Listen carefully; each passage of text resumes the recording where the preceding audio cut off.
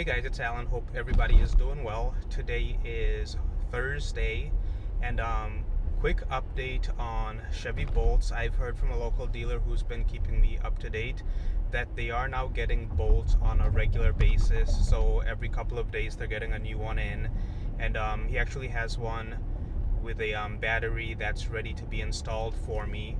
But I'm not going to be jumping on that right now. We have other things going on in life. Namely, we are still in the process of selling our house, and with interest rates going up, and it's taken us a little bit longer to sell the house than we thought it would take. And so we are holding onto cash, and we might need up to $10,000 that we got from the sale of our previous car to go to our house, but we just don't know that yet. So one of the plans that I was thinking about was doing a 100% lease on a Bolt. That is off the table for now, but it might be back on the table after we close on our house sometime in July. But it's exciting news to hear that Bolts are shipping and people are able to get deliveries of them now.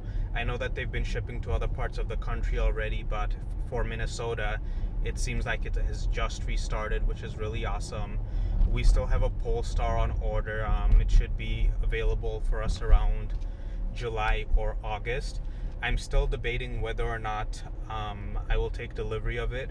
I'm excited for the car itself, but I am not really a big spender, and the idea of spending $44,000 on a car, it does make me a little bit nervous. So we'll see what happens with that. Something that I've played around with in my mind is potentially taking delivery of the car, driving it from when I have it until sometime next year, and then selling it. My wife wants me to just get the car that I'm ultimately going to keep. I go through cars fairly regularly. I love cars. I love driving different cars. So I would have no problem with purchasing the Polestar 2 and driving it for a year or even less. My ultimate goal, if I'm going to get a car to keep long term, is still the Silverado EV. This dealer who has been keeping me up to date on deliveries of the Bolt, he doesn't actually think that they're going to be available in 18 months, which would be around August of 23. He thinks that especially the cheaper versions, which is what I would be going for, I would definitely want to get one for under 50,000, and they start at 40,000, so we'll see. But he thinks that those aren't going to be available until maybe sometime in 2024. So getting something a little bit cheaper like a Bolt to drive until the Silverado is ready is something that I am considering. And then something else that I'm going to be doing real soon is I found a really cool beater car.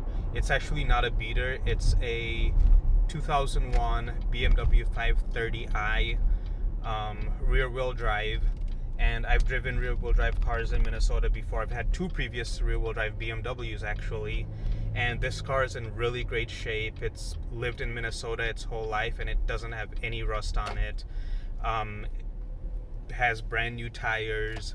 There's nothing wrong that I see with it, and the best part about it is it's going to cost less than the profit I made on the Nissan Leaf. So there's a possibility that at the time when we decide to sell it, it'll be less than what we pay for it. I don't think that's going to happen, but even if it does, we can't come out behind because of the deal that we got on the Leaf. And I am still glad that we sold the Leaf, just because we sold it at what is probably going to end up being the peak of the market. And so very fortunate timing for us on that. I knew that Carvana's business model was not a good long-term plan for them, just because they were losing money on the cars themselves and trying to make it up on financing. But with interest rates going up, they can't really pass that financing margin on to customers, because people aren't going to pay or people shouldn't anyway, pay 8 or 9% to buy a car. That would just be ridiculous. So if you're out there looking for a car, and you get an interest rate offer like that, don't take it. Car dealers, financing companies are still offering like 2.5%, which, I mean, if you're financing a car, I guess it's reasonable. I still don't want to finance a car, so just thinking about how we're going to play things out over the next handful of months. The 530i, I might sell it when we get our next EV, or I might keep it as a project car. I was a big fan of that car when I was in my early 20s, so to have an opportunity to get one and to be able to drive it for a couple of months is really cool. As you guys know, our house is a 4-car garage, so if we decide to keep it as a project car, I would be able to do that, and we have space for it. Could make it look real cool. Something to drive around with the kids in, but not something that I would want to daily drive forever. It's a cool car, drives real comfortable.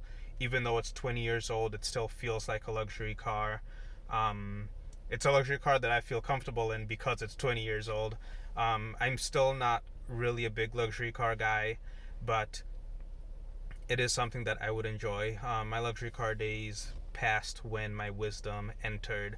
So one day maybe I'll get a G-Wagon electric whenever those come out and I'm a millionaire or something like that. So go ahead, like the video, subscribe, recommend the channel to your friends and family. And if you're buying anything on Amazon, use one of the links in the description. That'll help me out and it doesn't cost you anything. And help me become a millionaire so I can get a G-Wagon electric. Love you all. Have a good night.